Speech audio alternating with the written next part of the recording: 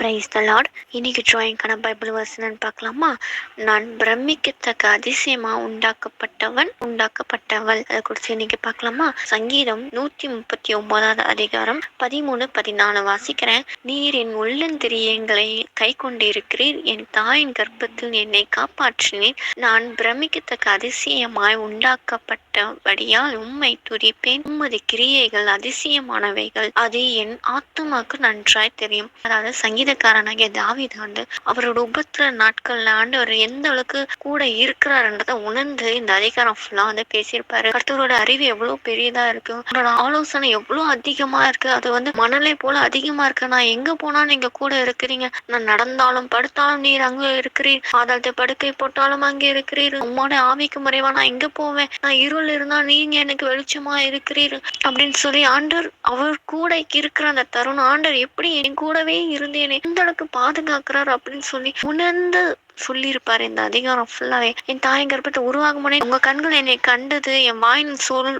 பிறவாதுக்கு முன்னாடி நீங்க அந்த வார்த்தை என்னென்று அறிந்திருக்கிறீர் அப்படின்லாம் சொல்லிதான் இந்த வசனம் சொல்லுவாரு. நான் பிரமிக்கத்தக்க அதிசயமா உண்டாக்கப்பட்ட படியினால் துதிப்பேன், உமது கிரியைகள் அதிசயமானவைகள், அது என் ஆத்மாக்கு நன்றாய் தெரியும் அப்படின்னு சொல்லி சொல்றாரு. அதுக்கப்புறம் பாத்தீங்கன்னா, உங்களை பகைக்கிறவங்கள நானும் பகைப்பேன், உங்களை குறித்து தூஷணமா பேசுற அந்த தீய செயல்கள் பண்றவங்கள நான் வெறுக்கிறேன், அருவருக்கிறேன் அப்படின்னு சொல்லி சத்ரு குறித்து பின்னாடி பேசியிருப்பாரு. கர்த்தரை எந்த அளவுக்கு அவர் முன்னிட்டு அவர் கூடவே எனக்கு இருந்து இவ்வளவு விஷயங்களை பாதுகாத்து நடத்தி அந்த சத்துருக்களை மேற்கால வச்சாருன்றதை உணர்ந்து இந்த அதிகாரம் ஃபுல்லாவே அழகா சொல்லியிருப்பார்.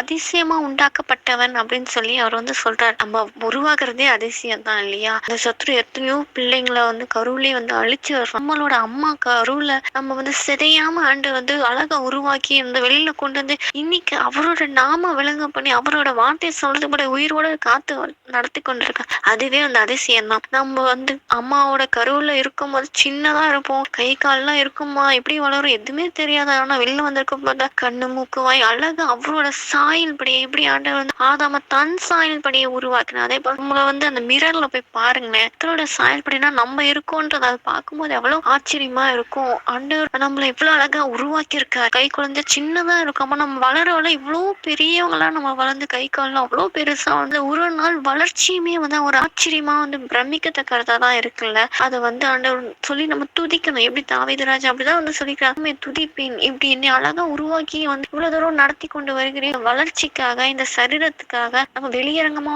கை கால பார்க்கணும், உள்ளுக்குள்ள ஆர்கன்ஸ்ல எவ்வளவு மறைமுகமா செயல்பட்டு கொண்டிருக்கு, அதெல்லாம் எவ்வளவு வளர்ந்து இருக்கு இல்லையா? அதெல்லாம் சொல்லி ஆண்டவர் துதிக்கணும். தாவீது ராஜா அப்படிதான் சொல்லி துதிச்சாரு. அதே போல நம்மளும் துதிக்கணும். உங்களுடைய கிரியைகள் அதிசயமானவைகள். ஆண்டோட கிரியை, அதாவது நம்ம கிரியேஷனா இருக்கும், அவர் கிரியேட்டரா இருக்கு, அவரோட கிரியையா நம்ம இருக்கிறதுனால அதெல்லாம் அதிசயமா இருக்கு. சுத்தி முத்தி பார்த்தாவே அவ்வளவு அதிசயங்கள் தான், நம்ம கண்கள் பூரிக்க வைக்கிற அதிசயங்களா தான் இருக்கு. அது எல்லாமே ஆத்மாக்கு தெரியும்னு சொல்லி தாவீது ராஜா சொல்ற. அதே போல நம்ம ஆத்மாக்கும் தெரியும், தேவன் தான் நம்மளை படைச்சாரு அப்படின்னு சொல்லி நிறைய பேர் ஆண்டவர் உண்மையான கடவுள் இயேசுதான் அறியாம அவங்க விக்கிரகங்களை தேடி போய் கொண்டிருக்காங்க. அவங்களுக்கு தெரியல மனுஷன ஆத்மா இயேசு கிறிஸ்துவால தான் படைக்கப்பட்டதுன்னு உணராமலே போயிட்டு இருக்காங்க. அந்த ஆத்மாக்காக நம்ம பாரத்தோடு செபிக்கணும். ஏன்னா அந்த ஆத்மா தேவனால் உருவாக்கப்பட்ட ஆத்மா, திருப்பி அந்த ஆத்மா தேவன் கிட்ட தான் போகணுமே தவிர சாசுக்கு உண்டாக்கப்பட்ட அந்த நரகத்துல போயிடக்கூடாது. அந்த பாரத்தோட நம்ம செபிக்கணும், ஆண்டவர் நோக்கி பார்க்கணும். நிறைய பேருக்கு பிசாசான காதுல பேசுவான், நீ ஒண்ணுக்குமே லாய்க்கில்ல, நீ யூஸ்லெஸ், நீ வேஸ்ட், உன்னை எல்லாம் யார் நேசிப்பா, நீ எப்படி இருக்க பாரு, உன்னால என்ன பிரயோஜனம் அப்படின்னு சொல்லி நிறைய பேரோட காதுல பிசாசான வார்த்தை கொண்டு பேசி, நீ எல்லாம் எதுக்கு இருக்கிற, நீ போய் செத்துரு அப்படின்னு சொல்லி அந்த ஆத்மாவை தானே சாகடிக்க வச்சுட்டு நரகத்துக்கு கொண்டு போயிட்டு இருக்கோம். அந்த ஆத்மாக்காக நம்ம தான் பாரப்பட்டு செபிக்கணும். இன்னைக்கு இந்த வீடியோ கேட்டுட்டு இருக்க உங்களுக்கு யாருக்காவது பிசாசனம் இந்த மாதிரி வார்த்தை கொண்டு பேசினா, யூஸ்லெஸ் அப்படின்னு சொன்னா நீங்க சொல்லுங்க, நான் கர்த்தரால உருவாக்கப்பட்டு பயன்படுத்துற பிள்ளை நானு அப்படின்னு சொல்லி சொல்லுங்க. உன்னால எதுவுமே பண்ண முடியாது சொன்னா கர்த்தர் எனக்கு பலனா இருந்து என்னை கொண்டு அவர் செய்வாருன்னு சொல்லுங்க. நீ யாரும் நேசிக்க மாட்டாங்க அப்படின்னு பிசாசனா சொன்னா கர்த்தர் அவரோட அன்கண்டிஷனல் லவ், அவரோட அநாதி ஸ்நேகத்தை என்னை ஸ்நேகிக்கிறாரு அப்படின்னு சொல்லுங்க. உன் வாழ்க்கை எதிர்காலம் ஒண்ணுமே இல்ல, வேஸ்டா இருக்கு அப்படின்னு சொல்லி பிசாசான உங்க காதுல சொன்னா கர்த்தர் எனக்காக பெரிய திட்டங்களை வச்சிருக்காரு, அதிசயமானவைகள்னு சொல்லுங்க. ஆண்டவர் நான் நாமத்தை வந்து உயர்த்துங்க ஆண்டவர். வார்த்தையை சொல்லியே அந்த பிசாசை வந்து அழிச்சு போடுங்க. வார்த்தைனால ஆண்டவர் வந்து பிசாசு அப்பால போ சாத்தானேன்னு சொன்னாரோ அதே போல ஆண்டவர் வேறு இந்த வசன வார்த்தையை கொண்டு அந்த பிசாசை நீங்க வந்து துரத்துங்க. உன்னால எதுவும் பண்ண முடியாதுன்னு சொன்னா என் தேவனோட பலத்தினால நான் எல்லாம் செய்வேன்னு சொல்லி சொல்லுங்க. நீ எப்படி இருக்க பாரு, எப்படி உருவாக்கப்பட்டிருக்க பாரு அப்படின்னு பிசாசான குடும்பத்தார வச்சு இழிவா பேசினா நான் வந்து தேவன கருத்துனால அதிசயமா உண்டாக்கப்பட்டவன்னு சொல்லுங்க. அந்த வார்த்தையை வச்சு அந்த பிசாசுக்கு எதிர்த்து நடங்க. நிச்சயமா ஆண்ட நாம விளங்க உங்களை வந்து இருக்க எல்லா கண்களும் பிரமிக்க முடியாத ஆண்டு வந்து முன்னாடி நிக்க வச்சு ஆண்டவர் உயர்த்தி அழகு பாக்குறவனா நம்ம கூட இருக்கார். ஆண்டவர்கிட்ட கேட்போமா?